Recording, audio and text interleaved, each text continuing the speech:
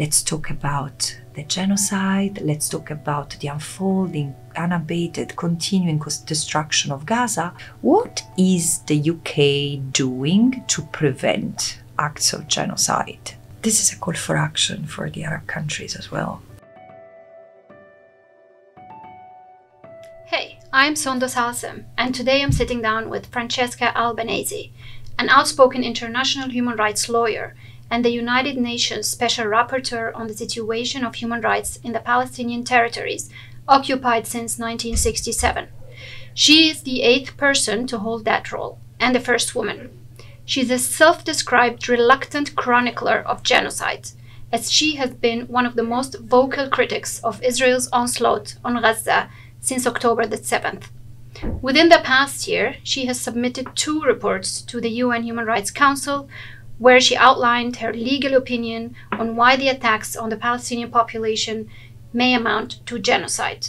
We are speaking to her at the end of her visit to London, where she delivered speeches at several university campuses. Francesca Albanese, welcome to Middle East Eye. It's a pleasure to have you in London, and you've been here for a few days now. And as part of your trip, you attended a few events at a number of universities, including SOAS, LSE, Queen Mary's University. Could you please tell us about your trip and both the solidarity and the support that you received, but also a number of protests that happened to take place outside different campuses, and how British media has covered your trip so far? First of all, thank you for having me. I've been here for 3 days, and I came here invited by universities, both student organizations, and students have endured a lot in this country, like elsewhere, particularly in the West, and faculty members. So yes, I was at SOAS, the London School of Economics, Queen Mary, and the School of Tropical Medicine and Hygiene yesterday. And in the middle, I've had significant interaction with the media. It has been a wonderful experience because not only the solidarity, but the interest has been overwhelming. I think there have been, but I would say 600 people altogether, and probably more, at all this event. And you see, all these events were sold out like 1 or 2 hours after having been announced. So there has been even little publicity. The publicity around my visit has come from the few meters where very vociferous, but there are few. And in fact, I mean, I was caught, this thing of how the media have reacted caught my attention, because The Guardian covered the protest. I mean, in order to speak of my visit, I had to go through the 10 flags and, 10 people were out there protesting against an overwhelming majority of young people. Were standing there in solidarity or to show their support to me. And I feel also embarrassed, because who am I to receive their support after they've done so much this year? But also, why to give oxygen to this few individuals whose only job is to defend Israel at the time is committing genocide? Let's talk about the genocide. Let's talk about the unfolding, unabated, continuing destruction of Gaza. And let's talk of the people, British, non-British, who stand powerfully against it and who are calling their policymakers to address this, to stop enabling this. Speaking of genocide, and also the way you contextualize the situation in occupied Palestine, you've published or submitted 2 reports this year to the UN Human Rights Council concerned with genocide, or your legal opinion on why you think there is plausible case or reasonable grounds to conclude that genocide is unfolding in Gaza. Could you please unpack why you think so? So first of all, I am part of a group of about 30 UN experts who has raised awareness, has raised the alarm that a genocide might be committed as of October, November last year. Then there has been the case brought before the ICJ by South Africa concerning a genocide in the International Court of Justice without even looking at really in depth at the merit, recognized the plausibility of the risk of genocide in Gaza. And then there have been many scholars from the legal field, many historians, including Israeli historians, denouncing what Israel was doing as genocide. My report looks at the legal definition of genocide. What constitutes genocide is acts of killing, creation of conditions of life leading to the destruction of a group in whole or in part, or the infliction of severe bodily or mental harm. And then there are other acts. These are the ones I found Israel has committed in Gaza with intent. This is the critical element of genocide, of this insidious crime to prove but also to commit. The intent to destroy a people in whole or in part through these acts. And clearly Israel has done so through killing really anyone. And for 1 year, 70% of the victims have been women and children, steadily from the beginning. It has destroyed homes, hospitals, universities, all universities, over 300 schools. Anything needed to exist, to survive, like livelihood, all the farming land, food production centers, the fishing boats.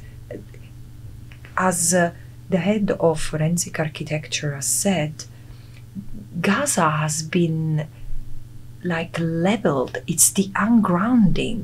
There is just scorched earth in Gaza at the moment. And of course, 45,000 people have been killed by sniper fire and bombs, burned alive, buried under the rubble. And this has been done with intent to destroy. It's not just the knowledge of what would be caused, which also can allow to infer intent through the scale, nature, type of attack. Why Palestinians from both Gaza and the West Bank have been arbitrarily arrested and detained and mass and tortured and even rape. You see, it's the totality of the violence, of the genocidal violence, of the destructive violence that has been unleashed against the totality of the Palestinians, in the totality of the land that Israel militarily controls, that gives the bigger picture, which inscribes itself in the long trajectory of colonial erasure that Israel has practiced on the Palestinians. This is the gist of my two reports. Speaking of genocidal intent, you've advocated what you call a triple lens approach for analyzing genocide in Gaza. Could you please unpack that? So first of all, on intent, there has been much confusion regarding what constitutes intent, particularly state intent, including in the genocidal jurisprudence, which is not much. I mean, there have been two concluded cases where the International Court of Justice has looked at state responsibility for genocide, both in the case of former Yugoslavia brought against Serbia by Bosnia and Croatia. And there is one case pending, Gambia versus Myanmar, and where, for member states from the Western Bloc have asked the court and made submissions to the court, encouraging the court to look at the intent not in a very narrow way, in order not to miss the forest for the trees in a nutshell. And I think they are right, these 6 European countries. And I think that the point is that this this genocide case is particular because it's the first settler colonial genocide. So the first genocide that takes place in a settler colonial context that gets litigated before an international court. This is the peculiarity for me. This is what it makes the momentum even more important, and it gives it gravitas. But however, why do I think that it's important to understand what is intent as different from motives? Because I hear, well, the intent was not to destroy Gaza, the intent was to liberate the hostages, or just to eradicate Hamas, or to de-radicalize Gaza, whatever it means. First of all, the actions taken do not align with any of these motives. But all the more, motives are different from intent, because motives is what is behind intent, but intent is the determination to destroy, which has been said, which has been announced, enunciated, and predicated upon genocidal incitement by political leaders, soldiers, the willful executioners of this genocide. And there has been a genocidal call traveling across Israel. I'm sorry, but this is the reality. And I say that really with a sense of, this is where I have a sense of defeat as a human being in 2024, because there were checks and balances to prevent this. And I have really a heavy heart thinking of the Palestinians who have perished, on top, of course, of the Israelis and others who have perished, but also the Israeli who have committed these violent acts. Most of them are young people. What have they done?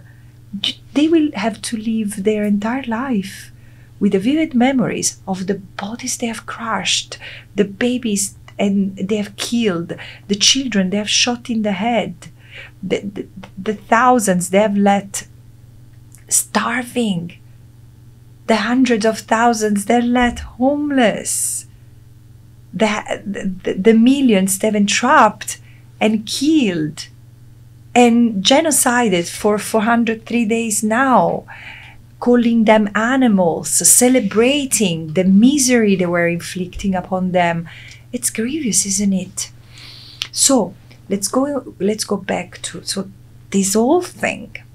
In order to be assessed, again, we cannot miss the forest for the trees. We need to look at the totality of crimes that have been committed, and this holistic approach has been solicited by the International Court of Justice in its existing jurisprudence. What does it mean looking at it holistically? Of course, during a genocide, especially in a conflict situation, you can have war crimes, like violations of the laws of war, and crimes against humanity, like widespread and systemic violations, abuses committed against the civilian population. But we need to look at the totality of it, the totality of the conduct, the totality of the crimes, against the totality of the Palestinians, because it's not just Hamas, it's not just the people in Gaza. The Palestinians as a whole have been punished, have been oppressed, have been targeted and denigrated. And it's, in fact, not just in Gaza. We can see that violence metastasizing to the West Bank and East Jerusalem. In your March report on genocide this year, you've highlighted the concept of humanitarian camouflage as used by the Israeli state to justify its actions in Gaza. Could you please elaborate more on what you mean by that? I realized and I managed to spell out what was already evident before October last year, that Israel uses humanitarian law or international law concept to justify its conduct, or just to twist it, just twisting legal concepts in order to achieve its objectives. To give you an example of something that didn't start on October 7th, Israel has not, initially, since 1967, Israel has not acknowledged to have extended sovereignty, to have annexed most of the West Bank, because this is illegal. but it does not recognize the territory as occupied, so as to justify the full application of international humanitarian law, has called this territory is disputed. And then, in that grey area of whatever dispute it is, it has done what it wanted. It has acted as it pleased.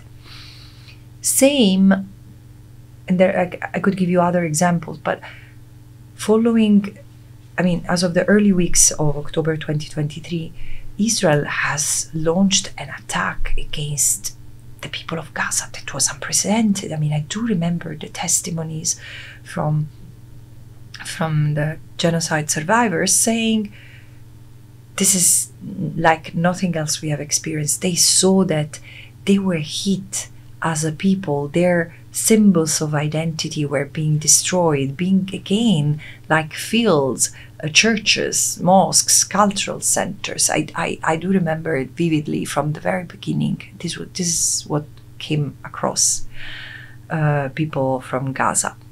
And in fact, Israel has not denied its conduct. It has justified it as a legitimate one. For example, saying, "But Palestinians, we're just targeting terrorists, aren't we? And those civilians who might die, they're human shields. It's Hamas hiding behind them. And if it's people far away from where Hamas might have been, well, they are collateral damage. In wars, people die."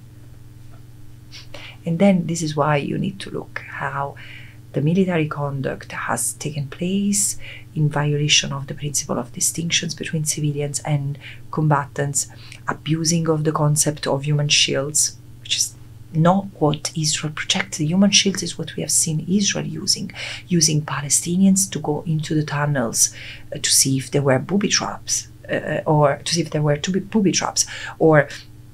Palestinians captured and tied on military jeeps to enter before entering refugee camps or areas where there might have been pockets of resistance, or putting detainees at the center of a confrontation area with Palestinian resistance. Again, everything has been twisted, capsized. Medical centers and hospitals have been destroyed, justifying that Hamas was hiding weapons or combatants. So there has been this concept of medical shielding, like human shielding, and evacuation zones, like giving this impression that Israel was letting them flee to a safe zone. There were no safe zones, there were death zones. Palestinians were moved around, ping-ponged, and then corralled in areas that would be killed, or they would die anyway because they've been pushed as forensic architecture report. And I really encourage you to read this report and to speak to those who have worked on this report, because this is the detail, the physical detail, the reconstruction, the forensic reconstruction of what I'm saying. Palestinians have been left to die, those who have not been killed, by design and capsizing, so camouflaging this genocide through the use of international humanitarian law. Speaking of the definition of genocide, or what constitutes genocidal actions currently in Gaza, British Foreign Secretary David Lamy has been criticized recently for downplaying the seriousness of the crime of genocide following his remarks in Parliament last month. And that is what he said about genocide.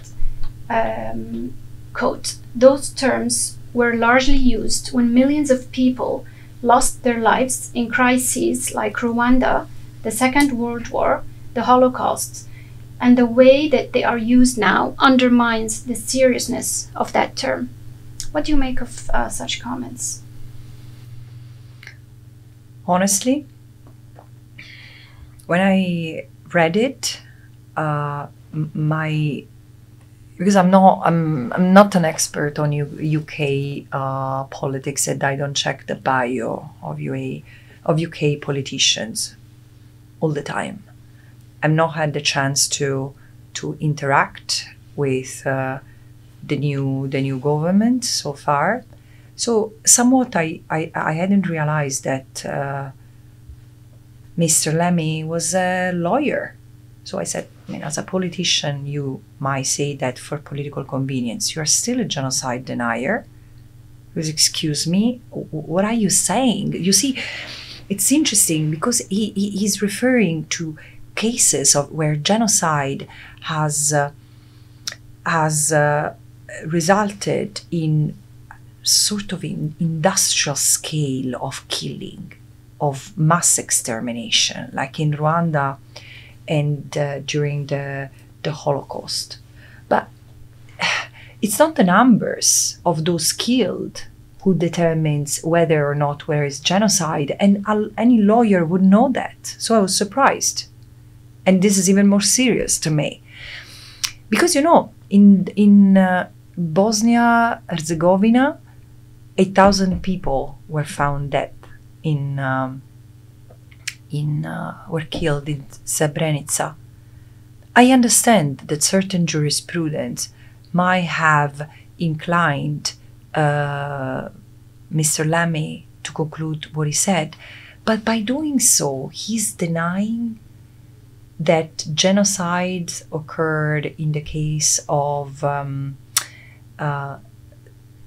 Australia or Canada or the United States, where the genocide was carried out primarily not through mass killing, but to cutting the bloodline of the Aboriginals so that they could disappear in the white European colonizers' society. Even the UK government recognizes the genocide against the Yazidis, for example, or what happened in the former Yugoslavia in Srebrenica. But absolutely, genocide is not determined by the numbers of those killed. Plus, genocide should be prevented. So the question to Mr. Lamy is, what is the UK doing to prevent acts of genocide? Because the International Court of Justice, has recognized the plausibility of genocide. And also, how does he qualify the total destruction of Gaza from homes, mosques, churches, hospitals, bakeries? Again, as I said, farming land. There is nothing left in Gaza to reconstitute life. Why 17,000 children were killed under our watch? What has the UK done to stop it? Nothing. So again, I'm sorry, Mr. Lamy still has a long time to fix this. It's not about, I mean, let's assume that he's in good faith and he really doesn't see that. Well, there is always time to change someone's mind when the circumstances on the ground change. So I just ask him to look closer at what is happening, because he has referred to two genocides, Rwanda and the Holocaust. None of them would have happened hadn't it been for the indifference of the masses, who stopped asking questions, who almost justified the killing of the Tutsi and the killing of the Jews and the Roma and Sinti, because it was normal. It was accepted. And this is how genocides can happen in a reality like ours, where checks and balances do exist, where an international legal system does exist and should have prevented any death and the unlawful occupation and the apartheid regime. I mean, we can talk about past mistakes and crimes, but I'm interested in stopping the genocide now. So let's wake up and do better. In terms of preventing genocide, what do you make of the role of the International Court of Justice right now, as well as the ICC, where arrest warrants have been pending for more than 6 months now? Look, I've been saying quite a lot over the past days, including in the UK, where there is a lot of sense of, there is anger because nothing changes. There is a sense of defeat this history, human history, is made of people falling, many people falling, and some rising, and justice has had a turbulent history, and so is the path, the journey for human rights. It's an accomplished business, so it continues to be upon us the responsibility to make the system better. I mean, we have done so many important things as a humanity. We have ended slavery, apartheid in some countries, racial segregations in some realities. We have brought women to vote, the cause for albinism to become a human rights issue. We have made the unseen victims of protracted human rights violations seen, and the business is not finished. We still have a lot of work to do, and this applies to the international justice system. So the thing is, the International Criminal Court should have acted much earlier. There is a case that started over a decade ago before the ICJ, and before the ICC, and the prosecutor finally opened an investigation over 3 years ago. It only recently started to look deeply into the matter, and finally he requested the International Criminal Court 5 arrest warrants for 3 people, the Hamas leaders, who had been already killed by Israel. We should have seen these people before the International Criminal Court, no? I mean, this is what justice is about, and instead they were killed. 2 people remain, and there should be more. There should be more on the dock, in my view. And it's taking ages. This is because the political pressure on the international justice system is of the extreme. And we see pressure on the prosecutor, pressure on the judges. So Israel is trying to obstruct it by moving exceptions against the independence of the judges. And the US is making pressure through open threats. We might lose what we have built. Multilateralism is on the edge, and international law is on knife's edge. So we are risking to lose all what we have gained, all we have established, put together to make all of us protected in one go. It's about us, all of us, students, doctors, professors, journalists, ordinary people in the street, to protect it if our elected government officials don't do that. What do you make of the situation in northern Gaza right now and the so-called General's Plan, which appears to be a prelude to the permanent displacement of the population of northern Gaza, but also comments by a number of Israeli officials, including Smotrich this week, declaring the intention to annex parts of the West Bank. Yeah, but the intention was clear, put black on white on February 2023 to annex part of the occupied Palestinian territory. They've done it with the West Bank. They are doing that with Gaza. This is why it's very clear what Israel is doing. It's what very, should the very international clear. Community do, or Is to how stop should this. civil society or world leaders react to that? First of all, we collectively should see what Israel is doing. And why it's doing it is ethnic cleansing.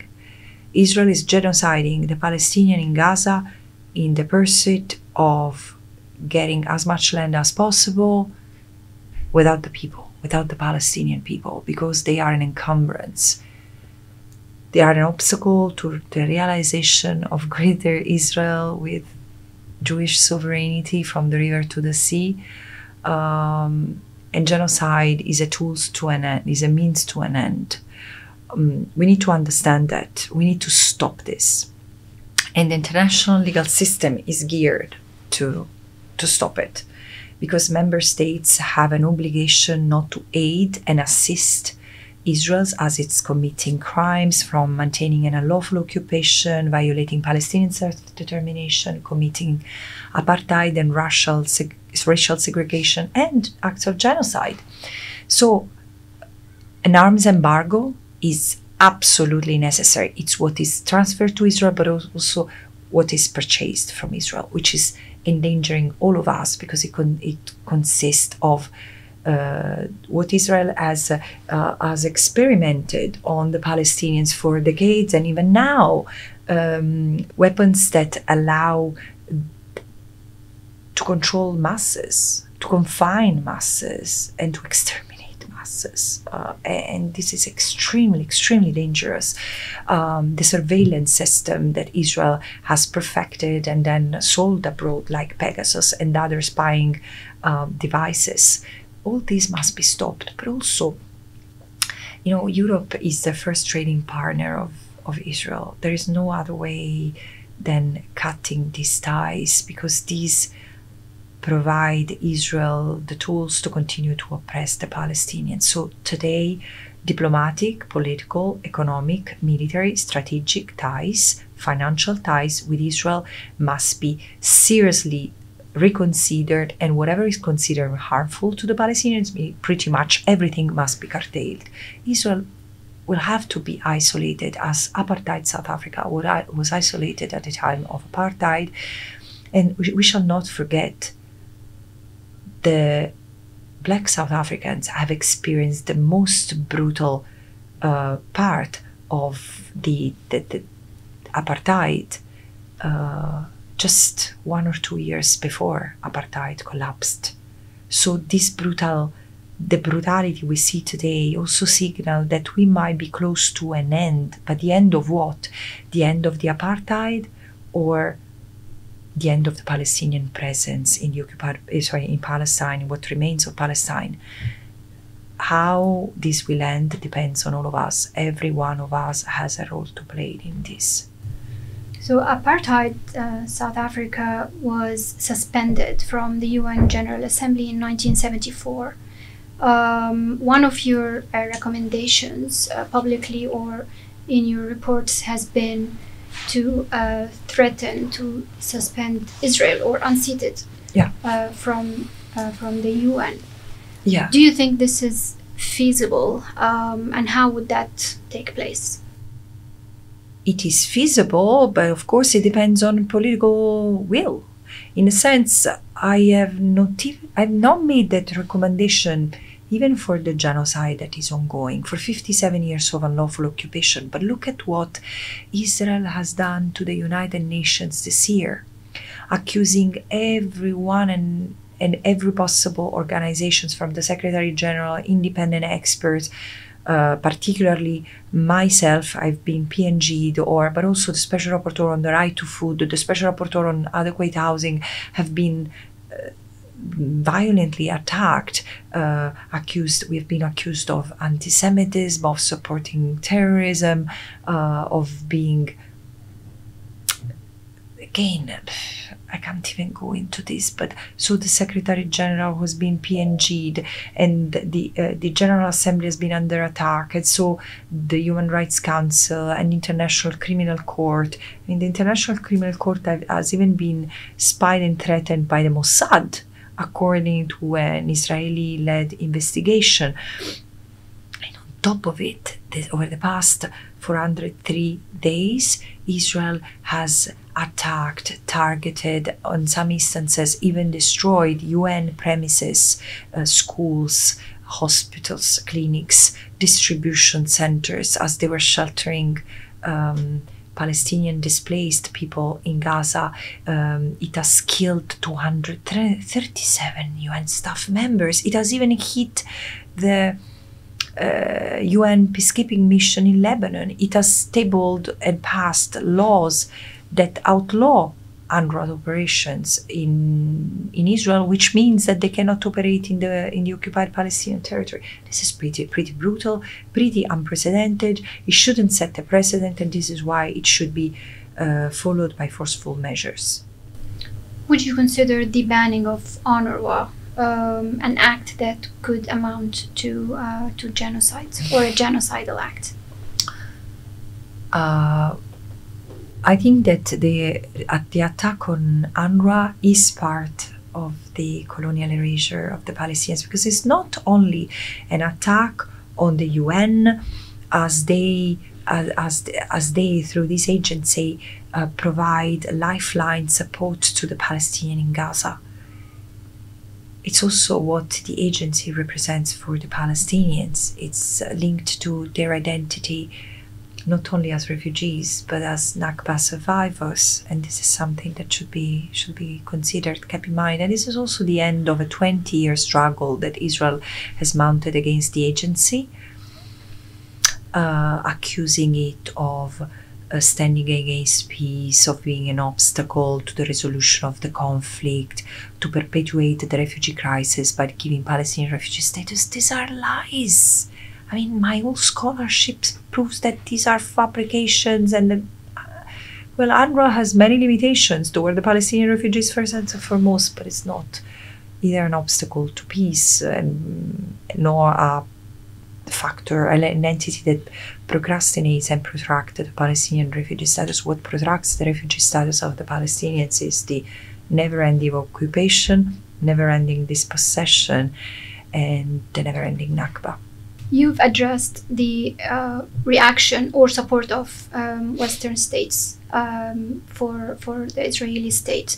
How about Arab states? Do you think they have appropriately reacted to the atrocities or the situation in occupied Palestine? Look, I've studied the conduct of Arab countries toward the question of Palestine and Palestinians since the 40s and from the 40s onward. And this is part of my scholarship on Palestinian refugees and international law. And I've titled the chapter concerning this relationship and the status and treatment of Palestinian refugees in Arab countries, an unsettling solidarity. Because this is what links Arab countries, Arab states to the Palestinians. There is a dichotomy between what people in the Arab region feel toward the Palestinians in the past, like now. New generations are connecting to the Palestinians in solidarity, while the issue had somewhat slipped under the rug. No one was really talking anymore about the plight of the Palestinians. Arab countries were normalizing their relations with Israel regardless of the Palestinians.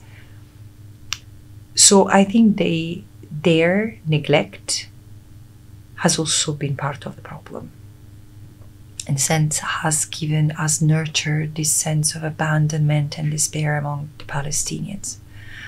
The other problem, of course, is not all Arab countries. And we also need to recognize what has happened to the Arab region. They've had significant wars in the region in the past 20 years. Iraq, Syria, Libya, the financial crisis, which has also worsened after COVID for many of them. The fact that there have been rising dictatorships, or there are dictatorships on the rise. It's not an easy place for the Arab people in general. So the reason why I insist on the West is that we still have a democratic system that allows us to demand results.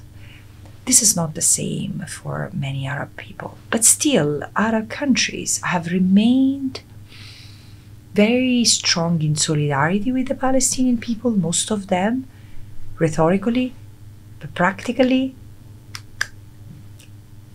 I mean, it's difficult to. I mean, the outcome is not visible. So the question is: are Arab countries altogether incapable of making a difference?